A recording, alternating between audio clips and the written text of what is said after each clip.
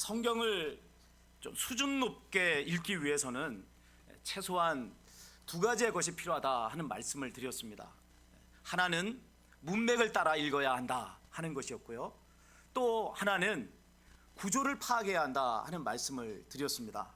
특히 구조를 파악해야 하는 이유는 그렇게 함으로써 저자의 의도를 더욱 명확하게 알 수 있기 때문에 그렇습니다. 저자가 왜 사건들을 여기다 이렇게 배치해 놓았을까 질문하는 것이죠. 또 왜 이런 형식으로 이 성경을 기록해 놓았을까 하는 질문을 할 때 전에 알지 못했던 높은 수준의 깨달음을 얻게 되는 것입니다. 마태복음은요, 서론과 결론부를 제외한 이 본론의 부분은 예수님의 5편의 강화들로 구성이 되어져 있습니다. 왜 저자 마태가 이런 형식을 취했을까요? 예수님의 5편의 강화들은요, 모세가 쓴 오경하고 대응이 되는 그런 구조입니다. 하나님께서 모세를 통해서 이스라엘 백성에게 하나님의 말씀을 주셨잖아요. 그것과 마찬가지로 하나님의 아들이신 예수님께서는 이제 새로운 이스라엘 백성에게 하나님의 말씀을 주셨다 하는 것을 나타내기 위해서 모세 오경과 대응되는 예수님의 5편의 강화를 그렇게 배치해 놓은 것이다 하는 것입니다. 우리가 읽은 이 마태복음 10장은요, 예수님의 5편의 강화들 가운데 두 번째 해당하는 부분입니다. 첫 번째 강화는 마태복음 5장부터 7장에 나오는 산상설교예요. 그리고 두 번째 강화가 오늘 본문에 나오는 파송의 설교입니다. 이 강화들은 5편의 강화라고 하는 이 구조석에 배치되어 있는 만큼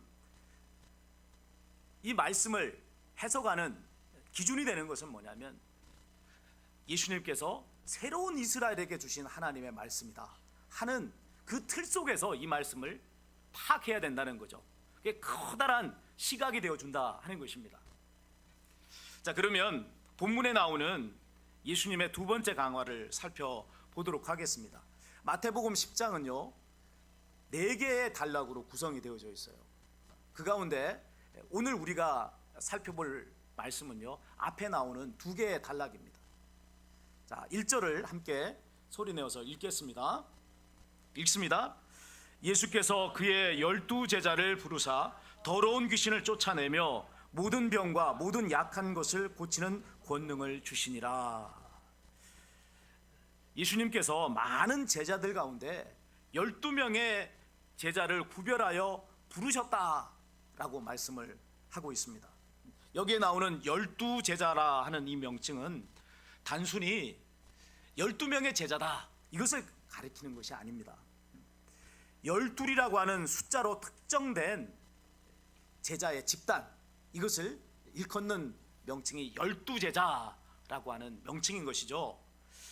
예수님께서는 그들에게 더러운 귀신을 쫓아내고 모든 병과 모든 약한 것을 고칠 수 있는 권능을 주셨어요. 왜 이렇게 하신 겁니까? 그 일의 배경이 되는 것이 직전 단락이에요. 예수님께서는 무리를 보시고 불쌍히 여기셨어요. 그들이 목자를 잃은 양처럼 유리하였고 또 기진했기 때문에 그렇습니다.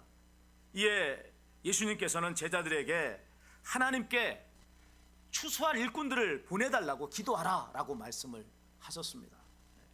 추수할 것은 많은데 일꾼이 적었기 때문에 그런 것이죠. 여기서 우리는 왜 예수님께서 12제자를 구별하여 세우셨는가 하는 이유를 찾아볼 수가 있습니다. 첫 번째 이유는 뭐냐면 예수님의 추수사역에 제자들도 동참시키기 위해서 그렇게 한 것이라는 거죠. 육신의 몸을 입고 오신 예수님은 그 사역에 있어서 한계가 있을 수밖에 없었습니다. 복음을 전하기 위해서는 예수님이 가셔야 된단 말이에요. 육신의 몸을 입고 계시니 한순간에 여러 곳에서 사역하실 수 없잖아요. 사람의 몸을 입고 계시기에 이 몸이 가는 곳에서만 전도 사역을 할 수가 있다는 것입니다.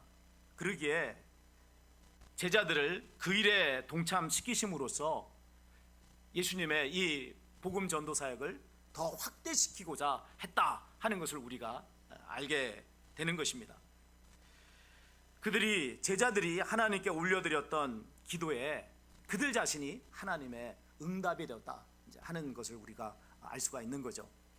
자, 두 번째 이유는 무엇 때문일까요? 예수님께서 승천하신 이후에 계속해서 제자들은 예수님의 이 지상 사역을 위임받아서 감당해야 했기 때문에 그 일을 미리 훈련시킨 것이라 하는 것입니다. 여러분, 제자는 태어나는 것이 아니다, 훈련 받는 것이다, 그런 유명한 문구를 아실 것입니다.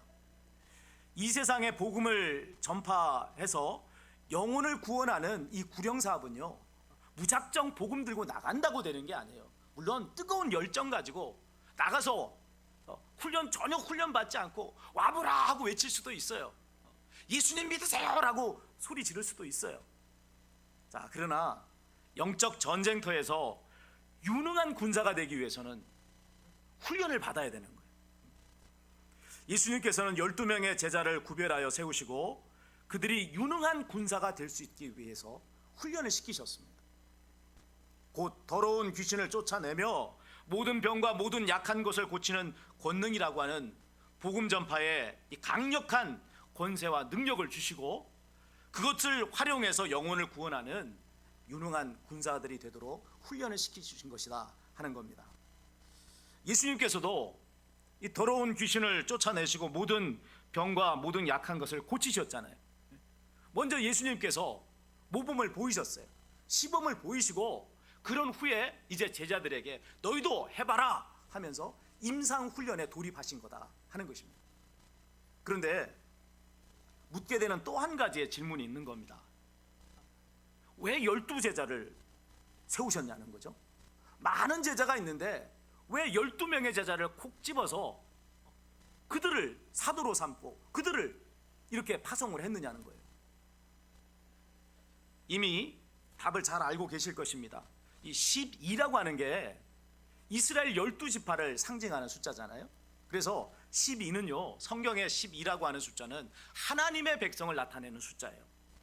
자, 예수님께서는 12제자를 구별하여 세우심으로써 새로운 하나님의 백성, 새로운 이스라엘의 기초를 삼으셨다 하는 것을 알 수가 있는 것입니다.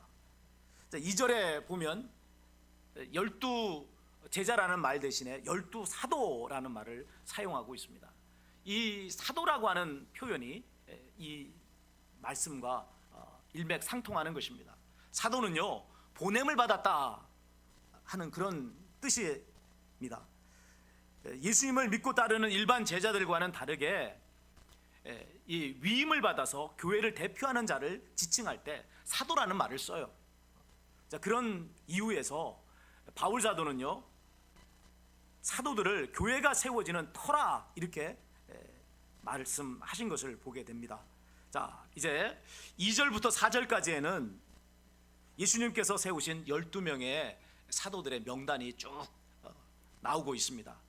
여기에 둘씩 짝을 지어서 6쌍의 이름이 나열되어 있습니다. 이 둘씩 짝을 지은 것은 예수님께서 이들을 파송하실 때 2명씩 짝 지어 보내셨기도 하지만은 이 유대 나라의 풍습이 어떤 것이었냐면 관리를 파송할 때 하나씩 한 사람만 파송한 것이 아니었어요. 유대 나라에서는 관리를 파송할 때는 언제나 2명씩 짝을 지어 파송했다는 거예요. 그러니까 이런 유대 나라의 관리 파송의 풍습이 오늘 이 말씀에 반영이 되었다 할 수가 있습니다. 무슨 이야기죠? 12사도들은 새로운 이스라엘 백성을 모으는 특별한 사명을 부여받은 사람들이라는 거예요. 그냥 일반적인 사람이 아니라 특별한 일을 위해서 파송받은 사람들이다 하는 것을 좀 더 부각시키기 위해서 둘씩 짝을 지어 기록을 해놓은 것을 보게 되는 것입니다. 자, 그러나 그들의 면면을 보면 너무나 보잘것이 없다는 거예요. 그나마 12명의 제자들 가운데 그 이력이 괜찮은 사람이 누구냐면 갈릴리 어부 출신이었던 베드로와 안드레 형제, 야고보와 요한 형제, 이런 정도가 그나마 12명의 제자들 가운데 좀 이력이라고 하는 것을 내놓을 수 있을 만한 사람들이었어요. 다른 사람들은 다 이력을 내놓기에 너무나도 보잘것이 없는 그런 사람들이었어요. 우리가 잘 아는 이 마태라는 사람은 어떤 사람이에요? 세리잖아요. 세리. 그 시대에 나는 세리입니다 하고 무슨 명함을 파가지고 이력을 내놓겠어요. 죄인의 대명사인데. 여기 나오는 사람들의 면면을 보면요, 성경에 특별하게 이 사람들이 어떤 사람이었다 하는 이력이 소개되어 있지 않아요. 왜 그럴까요? 소개할 만한 내용이 없기 때문에 그래요. 그냥 내용이 없는 거예요. 그만큼 보잘것이 없는 사람들이라는 거죠. 당시 예수님을 따랐던 제자들 중에는요, 상당한 사회적 지위를 가졌던 사람들도 있었습니다. 니고데모도 예수님 찾아왔었잖아요. 산헤드린 공회원이었단 말이에요. 아리마대 사람 요셉, 이 사람도 예수님의 숨은 제자였다, 이렇게 말씀을 하고 있습니다. 그러니까 그냥 보잘것없고 아무런 이력도 내세울 수 없는 그런 사람들만 예수님을 따랐던 것이 아니라 상당한 사회적인 지위를 가졌던 사람들도 있었다 하는 것을 알 수가 있는 거죠. 그런데 하나님께서는 그런 사람을 택하지 않으시고 오늘 여기 나오는 보잘것없는 이 사람들을 택하셨다는 거죠. 왜 그렇게 하셨을까요? 이게 하나님 나라의 속성과 깊이 관계가 되어 있습니다. 하나님 나라는 자격이나 공로, 업적으로 들어가는 것이 아니죠. 전적인 하나님의 은혜로 들어가는 거예요. 왜 하나님의 은혜로 하나님의 나라는 들어갑니까? 우리가 무엇 가지고 하나님의 나라를 살 수 있겠어요? 돈을 얼마를 줘야 하나님의 나라를 들어가는 티켓을 살 수 있을까요? 우리가 얼마나 대단한 공로를 쌓아야 하나님의 나라를 살 수 있습니까? 사람의 공로로는요, 업적으로는요, 사람이 가지고 있는 그 어떤 천만금으로도 하나님의 나라는 살 수가 없는 거란 말이에요. 그러니까 하나님은 너무나도 가치 있고 너무나도 귀한 것을 사람이 살 수 없기 때문에 그냥 주신 거예요. 은혜로 주신 거예요. 여러분, 오늘 우리가 공기를 숨을 쉬면서 살아갑니다. 물을 마시면서 살아갑니다. 물론 이제 요즘은 뭐 물도 사 먹는 시대이지만, 여러분, 공기가 없으면 살 수 있습니까? 없습니까? 햇빛이 없으면 살 수 있습니까? 없습니까? 없죠. 근데 이것들은 다 하나님이 공짜로 주시잖아요. 왜? 이게 없으면 살 수 없단 말이에요. 너무나도 값지고 너무나도 돈으로 바꿀 수 없을 만큼 너무나도 귀한 것이기 때문에 하나님께서는 거저 주시는 거예요. 거저 주시지 않으면 우리가 살 수가 없기 때문에 그런 것입니다. 자, 예수님께서 12 제자들을 택하신 것은 그들이 대단한 존재였기 때문이 아닙니다. 도리어 보잘것없었기 때문에 그런 것이죠. 자, 이런 12 제자들을 통해서 하나님께서 일하심으로써 하나님께서 역사하신다. 이 보잘것없는 이 사람들의 능력으로 일하는 것이 아니라 이들을 통해서 하나님의 능력이 나타날 때, 아, 하나님이 일하시구나 하는 고백을 할 수가 있게 되는 것 아닙니까? 그리고 또 하나님의 나라는 이렇게 아무런 자격이나 공로가 없는 사람에게 거저 주시는 은혜구나 하는 사실을 발견하게 되는 것입니다. 자, 그렇다고 해서 하나님께 쓰임 받으려면 보잘것없는 사람에 대해야 한다, 그런 이야기는 아니죠. 여기 담고 있는 핵심은 이런 것입니다. 하나님 앞에 나는 아무것도 아니라는 것을 바르게 아는 겸손한 사람이 되어야 된다는 거예요. 겸손한 사람을 하나님께서는 쓰시는 거예요. 겸손한 사람에게 은혜를 주시는 거예요. 내가 알 수 있어, 내가 뭔가 대단해, 나는 이런 존재야 라고 자기를 내세우는 사람은 여러분 하나님의 일에 합당하지 않습니다. 어떤 좋은 결과가 맺혀지면 누가 했다고 말하겠어요? 내가 한 거야. 영광을 자기가 취하지 않겠습니까? 그런데 겸손한 사람, 나는 아무것도 아니에요 라고 하는 고백이 있게 되면, 여러분, 어떤 좋은 결과가 있게 되면 누가 이 일을 하신 거예요? 내가 한 게 아니란 말이에요. 너무 분명하잖아요. 너무 명확하잖아요. 내가 어떻게 그 일을 해요?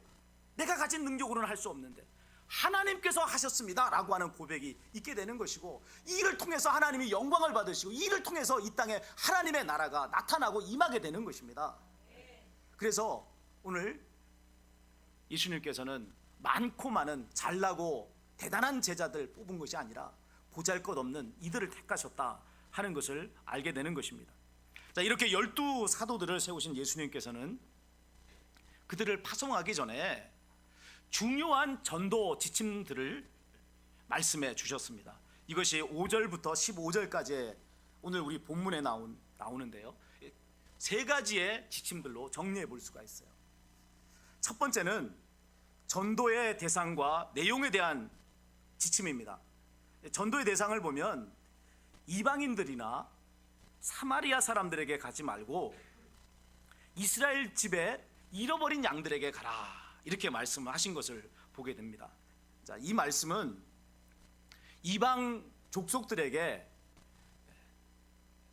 전도하지 말라 하는 그 전도를 금하신 것이 아닙니다.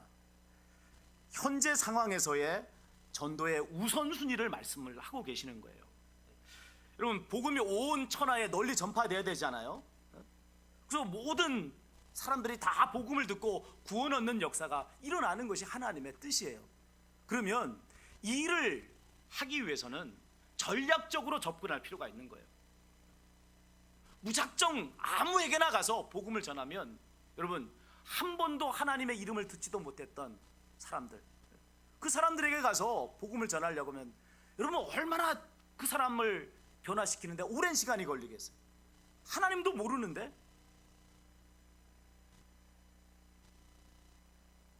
하나님께서 어떻게 이 땅에 하나님의 나라를 이루실 것인가에 대한 아무런 지식도 없는데 이런 사람에게 복음을 전해가지고 되겠어요?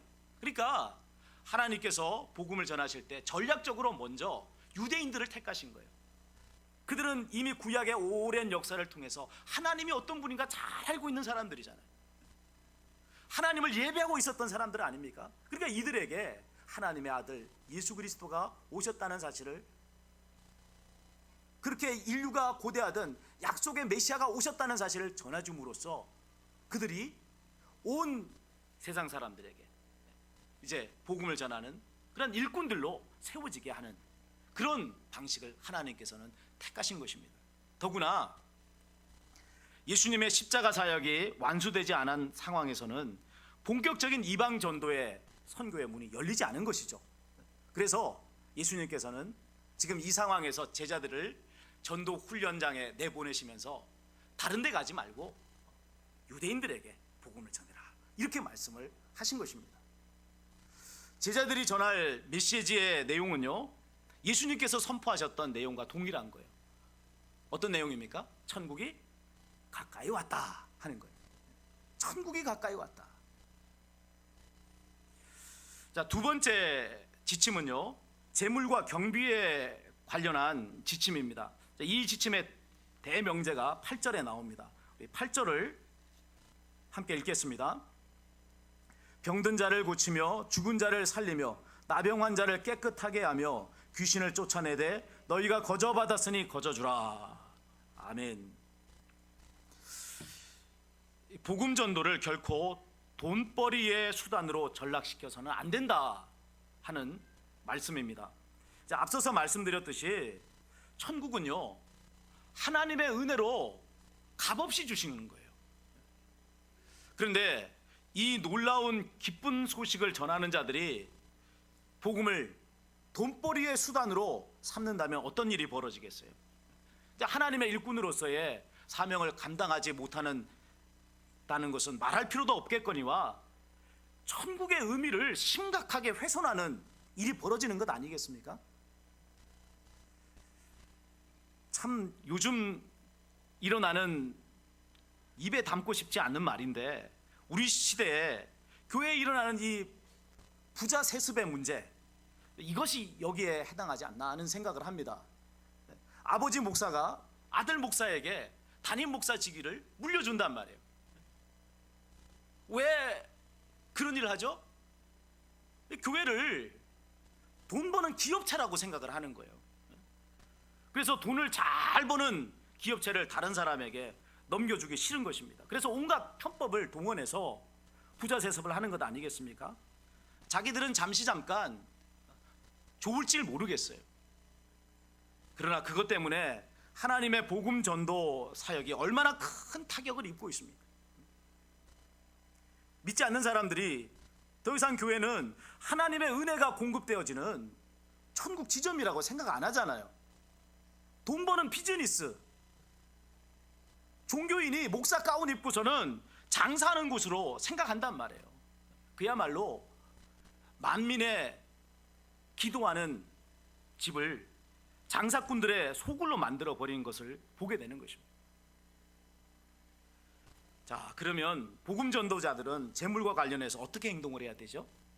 어떻게 해야 하나님의 나라를 훼손하지 않고 그 가치를 제대로 드러내는 그런 사역자들이 되겠습니까?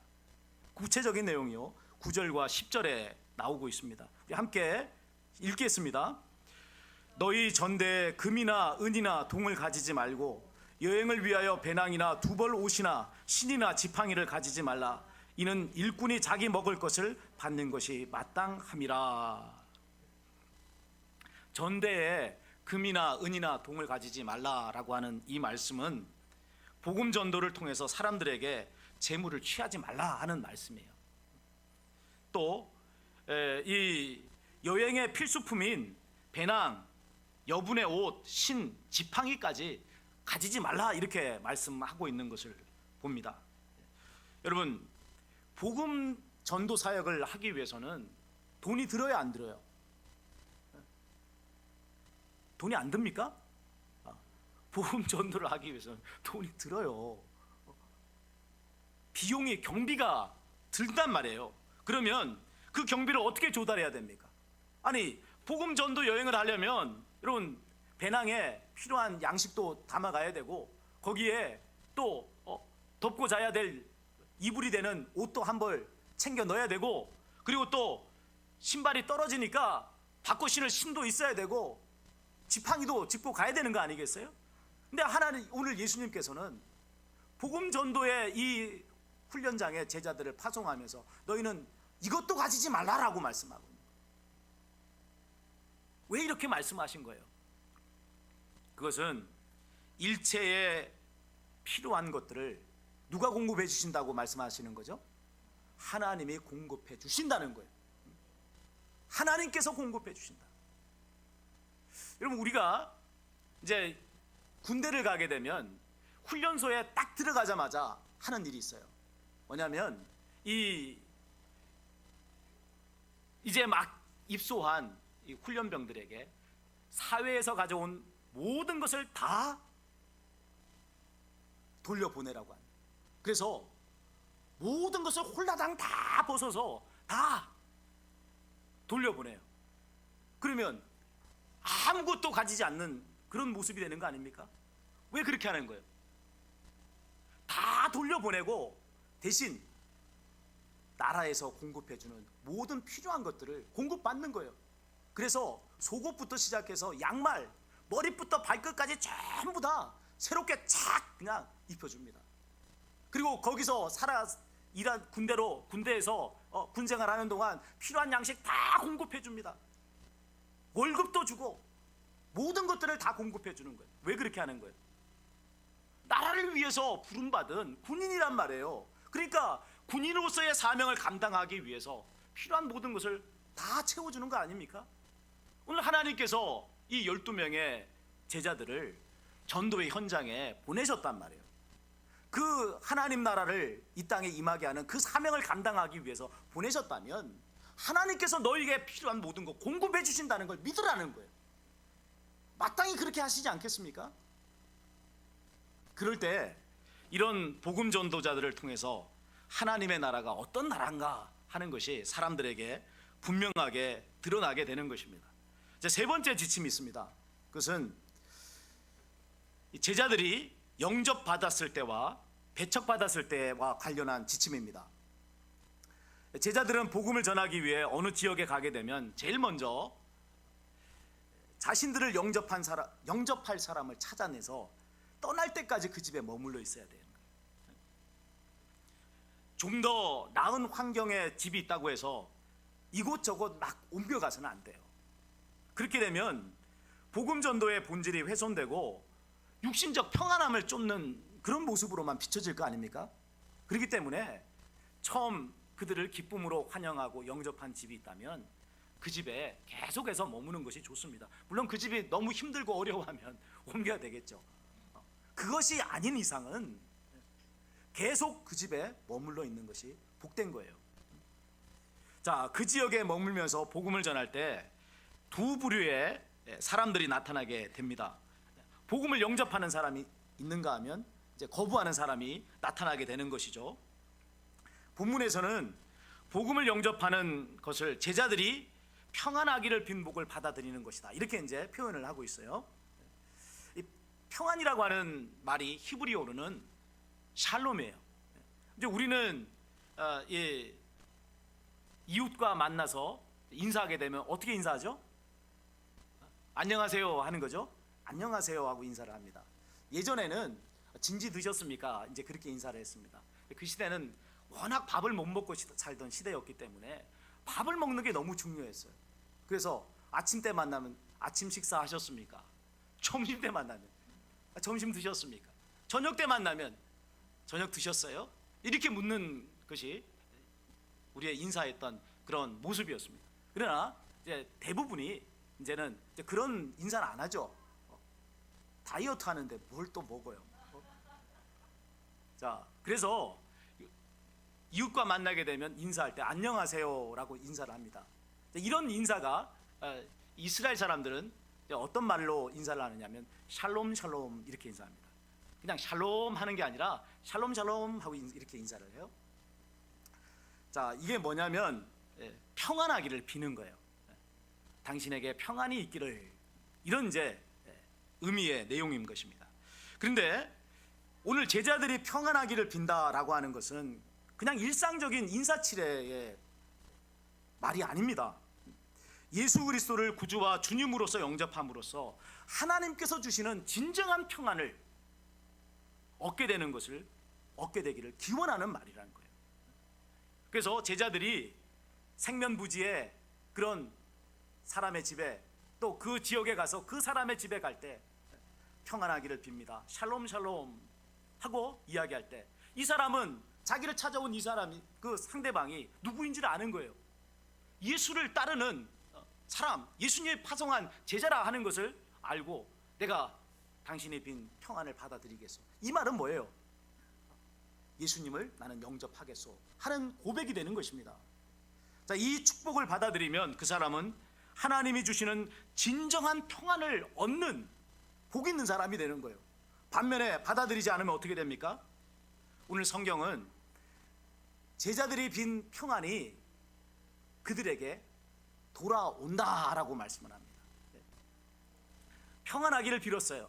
복음을 전하면서 예수 믿으세요 라고 말을 했는데 이 사람이 아주 막 그냥 불쾌하게 여기며 당신이나 믿으시오, 뭐 이런 인간들이 다 있어 하고 막 그렇게 소리를 질렀다 해봅시다. 그러면 제자들이 마음에 상처를 입어요, 안 입어요? 상처 입죠. 그 어떤 교우들 가운데는 목사님은 어떤 말을 해도 상처 안 입는다고 생각하시는 분들이 있어요. 막 본인들은 조금만 말을 해도 막 상처를 받으면서 너무너무 상처받아서 이렇게 이야기하는데, 막 목사님한테는 막 어떤 말을 쉽게 막 해도 목사님은 상처 안 받는 분, 이렇게 생각하는 경우가 있습니다. 그렇지 않습니다. 다 상처를 받아요. 하나님은 어떠실까요? 하나님도 상처를 받습니다. 자, 그런데 바로 이 복음 전도의 현장에서 복음을 전하다가 이렇게 거절당하면서 상처를 입을 때 그들이 빈 평안이 다시 돌아온다라고 하는 이 이야기는 하나님께서 그들의 마음을 위로하고 격려하셔서 그래서 다시 씩씩하게 복음을 전할 수 있도록 해주신다는 그런 의미인 거예요. 자, 그러나 복음을 거부한 사람에게는 하나님의 무서운 심판만이 기다리게 되는 것입니다. 14절 15절입니다. 읽습니다. 누구든지 너희를 영접하지도 아니하고 너희 말을 듣지도 아니하거든 그 집이나 성에서 나가 너희 발의 먼지를 떨어버리라. 내가 진실로 너희에게 이르노니 심판날에 소돔과 고모라 땅이 그 성보다 견디기 쉬우리라. 발의 먼지를 떨어버리는 행위는요, 유대인들이 이방 족속들이 사는 땅을 갔다가 그 땅을 빠져나올 때 그때 발에 묻은 신발을 다 먼지를 털고서 들어왔던 행위였어요. 그렇게 함으로써 부정함을 떨쳐버린다 하는 의미도 있었고, 이 지역과는 전혀 상관이 없다라고 하는 것을 또 나타내는 행위이기도 했습니다. 자, 제자들이 복음을 거부한 집이나 성을 떠날 때 그때 발에 먼지를 떨어버린다는 것은 이 지역은 더 이상 하나님과 상관없는 지역입니다 라고 하는 것을 말씀해주고 있는 그런 의미인 거예요. 그래서 여기에는 이제 하나님의 무서운 심판만이, 진노의 심판만이 남게 된다 하는 것을 의미하는 것이죠. 자, 당시 이스라엘 사람들은 다 하나님을 믿었습니다. 그럼에도 불구하고 이스라엘 사람들에게 가서 복음을 전한 것을 보게 됩니다. 그리고 그들 가운데 복음을 영접한 사람이 있는가 하면 거부해서 이제 하나님의 심판을 받게 되는 사람들도 있다는 것을 보게 됩니다. 자, 이것이 의미하는 바가 뭐죠? 바로 예수님께서 이 땅에 오신 것은 진짜 이스라엘 백성을 하나님께 모시기 위해서 오셨다 하는 것을 이야기해 줍니다. 당시에 이스라엘 백성 다 성전에 가서 제사 드리고 우리는 하나님의 백성이다 라고 말했던 사람들은 다 진짜 하나님의 백성이었던 건 아니에요. 겉은 하나님의 백성이었어요. 그러나 그 속이 진정한 하나님의 백성이 되기 위해서는 예수님을 영접하는 자가 될 때, 이게 진짜 하나님의 백성이 되는 거예요. 그래서 오늘 예수님께서는 제자들을 파송하셔서 새로운 이스라엘을 부르시고 있다 하는 것을 알게 되는 것입니다. 사랑하는 여러분, 오늘 복음 전도의 사명은요, 예수님을 믿는 우리 모두에게 주어진 사명입니다. 예수님께서 제자들에게 주신 지침들은 오늘 우리에게도 여전히 유효한 해당 사항들입니다. 먼저 우리는 우리 자신이 얼마나 중요한 사명을 감당하는 존재인지를 바르게 알아야 됩니다. 우리를 통해서 지옥에 떨어질 영혼들이 천국으로 가게 되는 영원한 운명이 바뀌어지는 일이 벌어지잖아요. 우리를 통해서 하나님의 나라가 이 땅에 임하는 역사가 일어나게 되잖아요. 그러니까 우리 한 사람의 존재가 얼마나 중요하냐는 거예요. 얼마나 대단한 일을 하는 존재라느냐 하는 것입니다. 그야말로 아브라함의 복이 우리에게 있는 것입니다. 우리를 축복하고 우리를 영접하는 사람에게는 하나님의 복이 임하잖아요. 그러나 우리를 저주하고 우리를 거절하는 사람에게는 어떤 일이 벌어져요? 하나님의 심판이 임한단 말이에요.